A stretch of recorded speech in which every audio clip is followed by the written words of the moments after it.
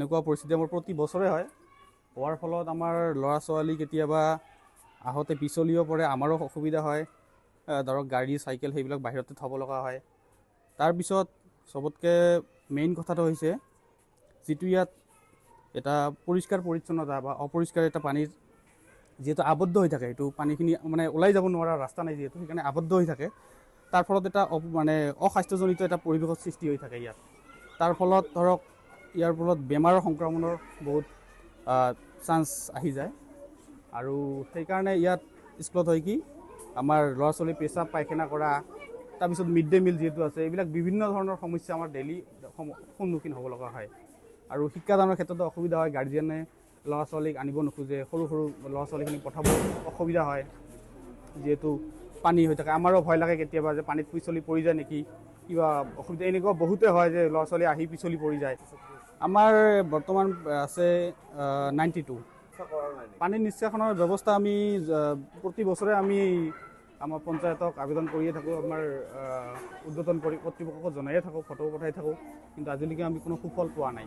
আমি চৰকাৰক আহ্বান জনাওঁ অনতিপলমে যাতে আমাৰ এই বিদ্যালয়খনৰ শিক্ষাদানৰ ক্ষেত্ৰত সুবিধাৰ নিমিত্তে স্কুলখনত এটা মানে ধুনীয়া এটা আমাৰ আৰ্ট ফিলিঙৰ ব্যৱস্থা কৰি দিয়ে, যাতে ওখ হোৱাৰ ফলত পানীখিনি নামি যাব পাৰে। আৰু তাৰ পিছতে ইয়াত এটা ড্ৰেইনৰ দৰকাৰ আছে।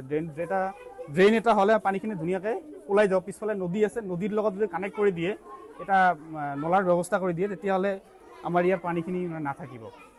পানীৰ কাৰণে পানী জমা হৈ থাকে আমাৰ প্ৰতি বছৰে। আমাৰ এনেকুৱা পানী মানে বৰষুণৰ কালত সদায় 15 দিন 20 দিন যদি এদিন যদি পানী পৰিলে পানী সংৰক্ষণ হৈ থাকে। আৰু পানী ওলোৱাৰ জাগা নাই, এইফালে কোনো ৰাস্তাই নাই, ড্ৰেইনৰ ব্যৱস্থা নাই। আৰু ল'ৰা ছোৱালী আহোঁতে বহুত মানে প্ৰব্লেম হয়। ল'ৰা ছোৱালী আহিব নোখোজে, গাৰ্জেনবিলাকে পঠাব নিবিচাৰে, তথাপি আমি কণ্টেক্ট কৰি কওঁ যে আহিব দিয়া, আপোনালোকে ল'ৰা ছোৱালীক নিজৰ ল'ৰা ছোৱালীক আহি ৰাখি গ'লে ভাল হ'ব। পৰীক্ষা যিহেতু এটা যদি পৰীক্ষা যদি মিছ হয় বহুত প্ৰব্লেম হ'ব পিছত বুলি এনেকৈ আমি কৈ মানে সিহঁতৰ গাৰ্জেনক অলপ বহুত মানে বেমাৰৰ আশংকা থাকে। এনেকুৱা পানী ওলোৱাৰ জাগা নাই আমাৰ মিড ডে মিল খোৱাতে আমাৰ বহুত প্ৰব্লেম হয়।